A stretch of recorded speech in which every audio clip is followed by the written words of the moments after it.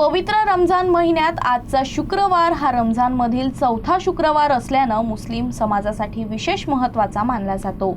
आज रमजानचा 23वा रोजा असल्यानं पहाटे सुमारे 5 वाजल्यापासून मुस्लिम बांधवांनी रोजा ठेवायला सुरुवात केली। सायंकाळी 6:30 वाजता इफ्तार करून हा रोजा सोडला जाणार आहे।